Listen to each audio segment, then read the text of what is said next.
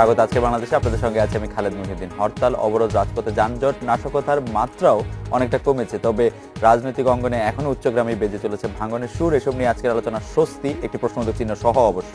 কথা বলতে স্টুডিওতে আছেন ঢাকা বিশ্ববিদ্যালয়ের আন্তর্জাতিক সম্পর্ক বিভাগের অধ্যাপক ডক্টর মোহাম্মদ শাহিদুজ্জামান, আছেন ইন্ডিপেন্ডেন্ট ইউনিভার্সিটি বাংলাদেশের শিক্ষক মোহাম্মদ এ আরাফাত। স্বাগত আপনাদের। প্রফেসর শাহিদুজ্জামান, আপনার কাছে আমি জানতে চাইবো যে সিটি কর্পোরেশন নির্বাচনের তফসিল যে কোনো দিন ঘোষণা করা হবে। একজন রাজনৈতিক বিশ্লেষক হিসেবে আপনি কি মনে করেন যে বিএনপির পক্ষ থেকে কাউকে এই নির্বাচনে সমর্থন দেওয়া উচিত বা বিএনপি এই নির্বাচনটাতে অংশগ্রহণ করা উচিত? আপনি কি মনে করছেন স্যার? অবশ্যই বিএনপি যে না অংশগ্রহণ করার আগেকার ধারাবাহিকতা রয়েছে সেটা যদি এখনও তারা কন্টিনিউ করে তাহলে বিএনপির সবচেয়ে বড় লস নাম্বার 1 হবে যে গণ গ্রহণযোগ্যতা কতটুকু সেটা তারা যাচাই করতে পারবে না। অপরদিকে তারা যদি অংশগ্রহণ করে এবং যদি ভালো করে তাহলে অত্যন্ত একটা শক্তিশালী মত বের হয়ে আসবে যে আওয়ামী লীগ যেভাবে বলছে যে বিএনপি তার গ্রহণযোগ্যতা হারিয়ে ফেলেছে, প্রধানমন্ত্রী বারবার বলছে, সেটাকে একেবারে সরাসরি নাকচ করা যায়। আর তাছাড়া এর আগে আমরা দেখেছি যে এইসব নির্বাচন, এ ধরনের নির্বাচনে যতই কারচুপির কথা বলা হোক বা একটা বায়াসের কথা বলা হোক, কিন্তু শেষ পর্যন্ত কোনো কারচুপি বা বায়াস হলে সেটা এক্সপোজড হয়ে যায়। সুতরাং সব দিক থেকে চিন্তা করলে আমার মনে হয় বিএনপির জন্য অবশ্যই হয় তারা নিজের ক্যান্ডিডেট দাঁড় করাক, না হলে কাউকে সমর্থন দিক, এবং সেই অর্থে আমরা দেশে একটা পজিটিভ ইমপ্রেশন তৈরি হবে এবং আওয়ামী লীগও এর দ্বারা একটা নতুন চিন্তাধারা তাদের মধ্যে হয়তো আসবে যে বিএনপিকে নির্বাচন প্রশ্নে আগামীতে আস্থায় নেওয়া যায়। মোহাম্মদ আরাফাত, আপনি কি মনে করছেন যে এই নির্বাচনটি কি আসলে মানে অংশগ্রহণমূলক হলে ভালো হয় কিনা? না, এই নির্বাচন কেন, যে কোনো নির্বাচন অংশগ্রহণমূলক হওয়া উচিত এবং ভালো হওয়ার জন্য এটা হইতেই হবে, এটা আমরা সবাই একমতের ব্যাপারে। এবং সেক্ষেত্রে আমিও প্রফেসর শাহিদুজ্জামান যেটি বললেন ওনার সাথে একমত যে বিএনপি যদি নির্বাচনে আসে তাহলে ভালো হবে। এবং তারা তো উপজেলা নির্বাচনগুলোতে এসেছিল, যেটা স্থানীয় সরকারের নির্বাচন, এবং গত আপনার 5 জানুয়ারি 2014 যে জাতীয় নির্বাচন হলো তার পূর্বে যে স্থানীয় সরকার নির্বাচনগুলোতে কিন্তু বিএনপি এসেছিল এবং ভালো করেছিল, শুধু আসেনি, তারা কিন্তু বিজয়ী হয়েছিল অনেকগুলোতে। তো সেই জায়গা থেকে দাঁড়িয়ে আমার যেটা মনে হয় যে এখন আবার নির্বাচনের প্রক্রিয়ার মধ্যে তারা যদি আসে এটা ভালো হবে। এবং যারা ইতিমধ্যেই আওয়ামী লীগ থেকে, যাদের আসলে ওই অর্থে তো নমিনেশন বলা যায় না স্থানীয় সরকারে, কিন্তু তারপর আমরা জানি যে এক ধরনের সমর্থন দেওয়া হয়, সেই ক্যান্ডিডেট যারা, তারাও কিন্তু বলেছে যে তারা পছন্দ করবেন একটি প্রতিদ্বন্দ্বিতাপূর্ণ নির্বাচন এবং সেই পরিবেশ যদি হয়। মানে কিন্তু মোহাম্মদ আরাফাত, আপনি নিশ্চয়ই জানেন যে বিএনপি যে নির্বাচনগুলিতে ভালো করেছিল বলে আপনি বলছেন, যে সেটা যদি রাজশাহী, খুলনা, সিলেট, তারপরে গাজীপুর, সেই মেয়রদের কেউ আত্মগোপনে আছেন, কেউ কারাগারে আছেন এবং তাদের কাউকে সাসপেন্ড করা হবে, কাউকে সাসপেন্ড করা হচ্ছে। এই অবস্থাটা তো আসলে যারা নির্বাচন করতে চাইবেন তাদের জন্য একটু পিছুটান হবে কিনা? না, একটা জিনিস হচ্ছে যে এটা তো কাম্য নয় যে যারা নির্বাচিত মেয়র তাদের আপনার আত্মগোপনে থাকতে হবে বা তাদের এগেনস্ট এই ধরনের রাষ্ট্রীয় পর্যায়ে পারসিকিউশন বা এই ধরনের কিছু করা হবে। কিন্তু সমস্যা হয়ে যায় অন্য জায়গায় দাঁড়িয়ে, সেটি হচ্ছে যে মেয়র যারা নির্বাচিত হয়েছেন তারা যেহেতু দলীয়ভাবে আসলে আপনার নমিনেটেড হয়েছিলেন, এবং তারা দেখা যাচ্ছে দল যেহেতু আজকে এক ধরনের রাজনৈতিক একটি প্রক্রিয়ার মানে আন্দোলন তাদের ভাষায়, যেটি অনেকে বলছে নাশকতা বা সন্ত্রাস, এই ধরনের একটি প্রক্রিয়ার মধ্যে আছে, কাজে তারাও কিন্তু ইনভলভ হয়ে গিয়েছিল। সরকারি তরফ থেকে যেটি বলা হচ্ছে যে তাদের বিপক্ষে এই ধরনের অভিযোগ পাওয়া যাচ্ছে যে যত ধরনের পেট্রোল বোমা মারা হচ্ছে, নাশকতা হচ্ছে, এগুলোর মধ্যে তাদের ইনভলভমেন্ট হয়ে গিয়েছিল। তারা যতটা না মেয়র হিসেবে ম্যানেজারের দায়িত্ব পালন করছেন, তার চেয়ে বেশি পলিটিক্যাল অ্যাক্টিভিস্ট হিসেবে বিএনপির কেন্দ্রীয় পর্যায় থেকে যে মুভমেন্টে নেওয়া হয়েছে তার সাথে ইনভলভ হয়ে যাওয়া, এবং সেই ইনভলভমেন্টটা যদি পলিটিক্যাল আন্দোলন এবং কর্মসূচির অংশ হিসেবে থাকতো তাও একটা কথা ছিল, সেগুলোকে ছাপিয়ে তারা একেবারে সন্ত্রাসী কর্মকাণ্ডের, নাশকতার মধ্যে চলে গিয়েছিল, যে কারণে তাদের এই ঘটনাটি ঘটেছে। কাজেই এটা তো ডিপেন্ড করবে আপনি কি করছেন।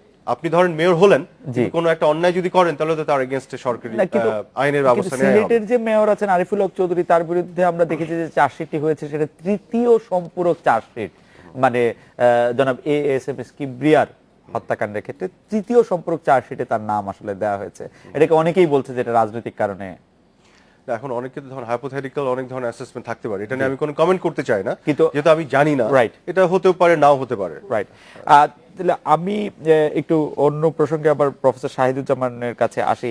যে প্রফেসর শাহিদুজ্জামান, আপনি নিশ্চয়ই জানেন যে বিএনপির যে হরতাল, অবরোধ, সেটার কিন্তু আসলে আমি দিন গণনা এখন আর করি না, কিন্তু আমার গবেষক দল বলছে 71 দিন। তো তো এটা আর কতদিন এটা বিএনপিকে করেই যেতে হবে, বা করে যাওয়াটা দলের কারণে খুব বাঞ্ছনীয় হয়ে দাঁড়িয়েছে, বা দলের অস্তিত্বের কারণে, জোটের অস্তিত্বের কারণে? দেখেন, হরতালটা আমাদের রাজনৈতিক সংস্কৃতিতে এমন একটা অপশন যেটা খুব সহজে এখন আর চুজ করা হয় না। বিএনপি ইনফ্যাক্ট গত 1 বছরে কখনো হরতালে গিয়েছে বলে আমি মনে করতে পারি না। কিন্তু এই যে হরতালটা এভাবে আসবে, এর পক্ষে কিন্তু বিএনপির তরফ থেকে অনেকবার ওয়ার্নিং দেওয়া হয়েছিল বা সচেতনতা সৃষ্টি করা হয়েছিল।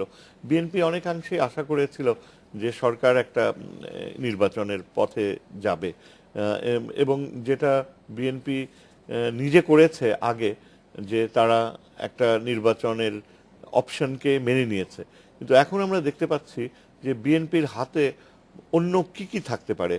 যদি সরকারের পক্ষ থেকে বলা হতো যে হরতাল বন্ধ হলে একটা আলোচনার পথ খুলে যাবে, তাহলে না হয় অপশন ছিল। বিএনপির জন্য কোনো এসকেপ ক্লজ নাই।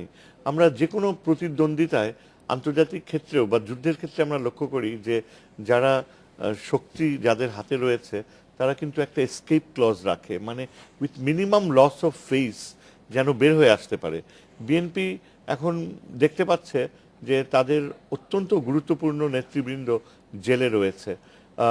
অনেকে বলে যে আওয়ামী লীগ নাকি কিছু কিছু নেতাকে জেলে ঢুকাচ্ছে যাতে এটা বার্গেনিংয়ের জন্য ভবিষ্যতে ব্যবহার করা যায়, বা বিএনপির সাথে এক ধরনের দর কষাকষির জন্য ব্যবহার করা যায়। কিন্তু এখন বিএনপির যে অবস্থা, দেয়ালে পিঠ থেকে গিয়েছে।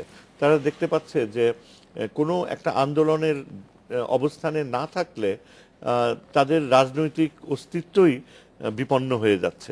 আমার মনে হয় যে এই জায়গায় একটু আবার মোহাম্মদ আরাফাত আপনার কাছে আসে, যে বিএনপির জন্য কোনো স্টেপ ক্লজ নাই বলে মনে করছেন প্রফেসর শাহিদুজ্জামান। আপনি কি মনে করছেন বিএনপির জন্য কি আসলেই কোনো এক্সিট রুট আছে কিনা? বিএনপি যদি নাও চায় হরতাল অবরোধ না দিবে, তাহলে তার কি করার আছে? না, সমস্যা যেটা হয়ে তার গেছে আন্দোলনে আর কোনো উপায় নাই, এবং অনেক মানুষ এই মুহূর্তে যেটা মনে হচ্ছে যে আমিও আসলে চিন্তা করে খুঁজে পাচ্ছি না যে বিএনপি কিভাবে এটাকে একটা এক্সিট রুটটা কি হিসেবে, কোন জিনিসটাকে তারা চিন্তা করতে পারে। সমস্যাটা আসলে তৈরি করেছে বিএনপি নিজেই, আমার যেটা মনে হয়।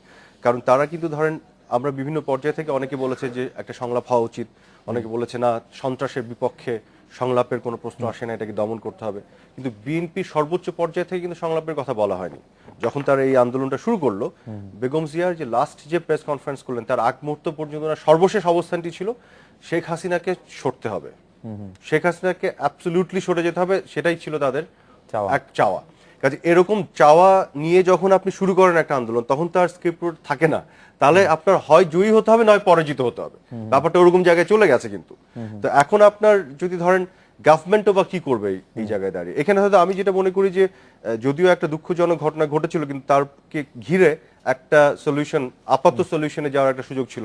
আরাফাত রহমান কোকোর মৃত্যুকে ঘিরে প্রধানমন্ত্রী ওখানে গেলেন, এবং সেখানে যদি তাদের দেখা হতে পারতো, বা অ্যাটলিস্ট প্রধানমন্ত্রীকে যদি ঘরে নিয়ে তাকে যদি ওই ডিউ রেসপেক্টটা দেয়া, এবং তারপরে যদি একটা এক্সচেঞ্জ শুরু করা যেত, ওই সিচুয়েশনটা তো তখন মানুষ তো সবাই অনেকেই কিন্তু নমনীয় হয়েছিল, ওই নমনীয়তার জায়গাটাকে কাজে লাগিয়ে যদি একটা এনগেজমেন্ট করা যেত, তাহলে কিন্তু আরো বড় কিছু অ্যাচিভ করার সুযোগ হয়তো তৈরি করা যেত। আমি সেটাও আমরা মিস করেছি। যেমনকে জিজ্ঞেস করবো যে আপনি বলছেন যে বিএনপির জন্য এখন এর থেকে নিজেকে প্রত্যাহার করার কোনো সুযোগ নাই, সরকারের কি কিছু করার আছে কিনা? যদি আমি মোহাম্মদ আরাফাতের কথা ধার করি, যে সরকারের বা কি করার আছে? অবশ্যই সরকারের করার আছে। আরাফাতের সাথে আমি একটু দ্বিমত পোষণ করব।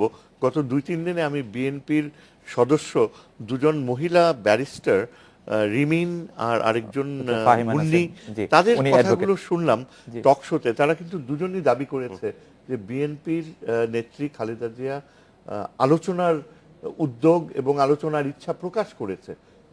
এরা বিএনপির নেতৃস্থানীয় মহিলা, এবং তারা বলছে যে অবশ্যই বিএনপি সংলাপে যেতে চায়। অবশ্যই বেগম খালেদা জিয়া তার যে প্রেজেন্টেশন, প্রেস কনফারেন্সে তিনি অত্যন্ত আগের যে কোনো সময়ের তুলনায় তিনি অনেক সফট অবস্থানে ছিলেন, এবং একটা আলোচনার ধারণা তিনি দিয়েছেন।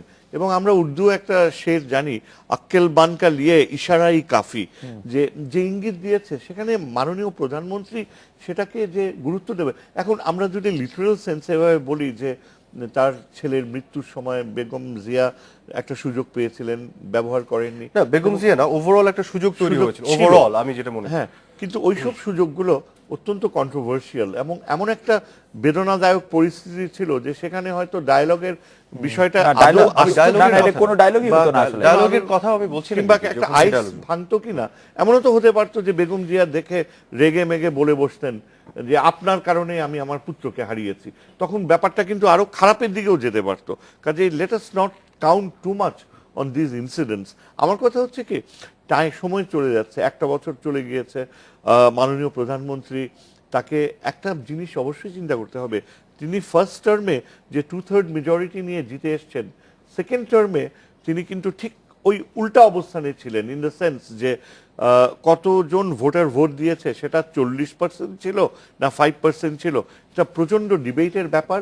বিদেশে ওয়েস্টার্ন ওয়ার্ল্ডেও এটা গ্রহণযোগ্যতা হয়নি এবং এটা প্রধানমন্ত্রীর স্বার্থেই, যদি উনি রিয়েলি ম্যাচিওর ওয়েতে দেখেন এবং আওয়ামী লীগের নেতারা যদি ম্যাচিওর ওয়েতে দেখে, তাহলে অবশ্যই তাদেরকে বুঝতে হবে যে মিড টার্ম ইলেকশনের কনসেপ্টটা অনেক কারণে ঘটে থাকে, শাসকদের স্বার্থে ঘটে থাকে, কিন্তু এটা এমন একটা পরিস্থিতি ছিল যেখানে আমার মনে হয় একজন রাষ্ট্রবিজ্ঞানের ছাত্র হিসেবে কেউ অবশ্যই বলতে পারে যে মিড টার্ম ইলেকশনের প্রয়োজনীয়তা দেখা দিচ্ছে, কেননা একটা পার্টিসিপেটরি ইলেকশন যথাসম্ভব করা সরকারের জন্যই অত্যাবশ্যকীয়। এবং সেদিক থেকে চিন্তা করলে আমার মনে হয় বেগম জিয়া যে কথাগুলো বলেছেন, অবশ্যই আমার মনে হয় মাননীয় প্রধানমন্ত্রীর জন্য এটা একটা স্টেটসম্যান লাইক আচরণ হবে। এখানে আমি একটু যদি ফেলো, আমি ছোট্ট জিনিস অ্যাড করতে চাই। ফার্স্ট অফ অল, আপনি দুটো নাম কথা রেফারেন্স দিয়ে বললেন, আমি আসলে এদেরকে চিনি না, এবং এরা সত্যি কথা মানে এরা বিএনপি রাজনীতির কতটুকু ম্যাটার করে আই ডাউটেড, বিকজ যখন বিএনপির কাউকে খুঁজে পাওয়া যাচ্ছে না কোথাও, না, আপনি যদি ওদের কথা বাদও দেন, আপনি যদি বেগম জিয়ার ভাষণ থেকেও যদি ওইখানেই আমি বলছি, আমি এক্স্যাক্টলি ওখানে যাচ্ছিলাম। কাজেই আমি যেটা পার্সোনালি মনে করি, আমি ডিরেক্টলি 4th 5th 6th টিয়ারের কোন লোকজন কোন জায়গায় যে কি বললেন, তাদের কতটুকু ওই অথরিটি আছে বলার আদৌ, এবং সেটা এন্ডোর্সমেন্ট আছে কিনা from the party, I truly doubt ইট। এই জন্য আমি ডিরেক্টলি বেগম জিয়া কি বলছেন ওখানেই যেতে চাই, এবং আনটিল হার লাস্ট প্রেস কনফারেন্স, যেখানে তাকে অনেক নমনীয় মনে হয়েছে, আমি নিজে এটা বলেছি, কিন্তু তার আগ পর্যন্ত Begum Zia was very strict and rigid about her stance. সেটা হচ্ছে শেখ হাসিনাকে চলে যেতে হবে। এবং উনি এপির সাথে একটা ওনার একটা ইন্টারভিউ দিয়েছিলেন, সেখানেও কিন্তু উনি এই কথাটা ক্লেম করেছিলেন, যেটা ওনার ইমিডিয়েট পাস্ট, ওনার ওই লাস্ট কনফারেন্সের আগের কনফারেন্সটা। যে কারণে আমি যেটা বলতে চাই যে বেগম জিয়া তার নেতৃত্বে উনি যে জায়গায় নিয়ে গেছেন আন্দোলনের নামে, পুরো জিনিসটা উনি নিজেই আসলে এক্সিট ক্লজ বা এক্সিট যে রুটের যে জায়গাটা, অতটুকু ফ্লেক্সিবিলিটি রাখেননি, যে কারণে আজকে এসে মনে হচ্ছে খুব ডিফিকাল্ট হয়ে গেছে। আর আমি কিন্তু এটা মনে করি না, একটু সেলফ ডিফেন্সে বলতে চাই, যে আরাফাত রহমান কোকোর মৃত্যুতে যে ঘটনা ঘটেছে সেটাকে ঘিরে পলিটিক্স করা উচিত বা ওইটা উচিত ছিল, সেটা কিন্তু আমি বলছি না। সেটা একটা হৃদয় বিদারক একটা ঘটনা এবং একটা মার জন্য অন্যরকম একটা সিচুয়েশন, অফকোর্স। বাট আমি যেটা বলছি যে given the situation, worst case, আমাদের তো মানে ভালো ভালো অপশনগুলি নাই, মানে ওরকমই একটা অপশন, আনফরচুনেট রিয়ালিটি, বাট ওরকম একটা অপশনকে যদি আমরা ওই মুহূর্তে, যেহেতু সবাই একটু নমনীয় অবস্থানে গেছেন, কাজে লাগানো যেত, এমন না যে ওইখানে যে ডায়ালগ শুরু করা, না, অ্যাটলিস্ট হাই হ্যালো বলা, বা যে ভিতরে বসতে দেয়া, তারপর আবার বাসায় আসা, বা ধরুন একটা এনগেজমেন্ট শুরু করার সুযোগ ছিল, সেইখান থেকে হয়তো আরো বিগার কিছু অ্যাচিভ করার। আমার মনে হয় যে আমরা বিরতিতে যাব। মোহাম্মদ আরাফাত, আপনি যদি অধ্যাপক সাহিদুজ্জামানের ওই প্রসঙ্গটাতে একটু চট করে 30 সেকেন্ড বলতেন, যে উনি যে বলছেন যে সরকারের জন্যই প্রয়োজন সব দলের মতের গ্রহণযোগ্য এটি নির্বাচন, অংশগ্রহণমূলক ডিফিকাল্ট, তাহলে আপনি শুরু করেন, আমরা বিরতির পরে আবার। আমি যেটা বলছি, দেখেন, সরকারের জন্য শুধু না, সবার জন্য। আমি পার্সোনালি মনে করি সবার অংশগ্রহণে একটি যে আদর্শ নির্বাচন, সেটি আমরা চাই, কিন্তু আনফরচুনেটলি এখানেও সমস্যা যেটি হয়েছে, 2014 5 জানুয়ারি যে নির্বাচনটি, যার পূর্বে গভর্নমেন্ট কিন্তু বলছিল, শেখ হাসিনা নিজে বলেছেন যে এটা রুটিন ইলেকশন এবং তারপরে আমরা একাদশ নির্বাচন করতে পারি, কিন্তু এই যে উনি যেটা বললেন, সেটাকে কি বিরোধী দল অনার করলো? বেগম জিয়াকে অনার করেছে। উনি তো আবার এমন একটা সিচুয়েশন ক্রিয়েট করলেন যে গভর্নমেন্টকে রাখলেন ওই জায়গায়, যে পার্টিসিপেটরি একটা ইলেকশন পরবর্তী উনি করবেন। বেগম জিয়া তো সর্বোচ্চ চেষ্টা করলেন সেই ইলেকশনকে বানচাল করার, সর্বোচ্চ চেষ্টা করলেন, এবং সেখানে বেগম জিয়া যদি জয়ী হতেন তাহলে, এবং শেখ হাসিনা যদি ফল করতো, তাহলে কি বেগম জিয়া পরবর্তীতে আর অন্য কোনো ইয়ে দেখাতেন জেনারেসিটি? কাজে এইখানেও কিন্তু বেগম জিয়া নিজেই তার পথ আটকেছেন। আমার কাছে মনে হয় যে এই আপনি ভালোই শেষ করেছেন 30 সেকেন্ডের মধ্যে। আমি এই প্রসঙ্গে আবার অধ্যাপক সাহিদুজ্জামানের কাছে আসবো, যে নির্বাচন যে আরেকটি হতে পারে, সেটি কিন্তু শেখ হাসিনা সহ আওয়ামী লীগের শীর্ষ নেতৃবৃন্দের মধ্যে অনেকেই বলেছেন যে এটি নিয়ে করা যেতে পারে, কিন্তু যেহেতু নির্বাচনটি প্রতি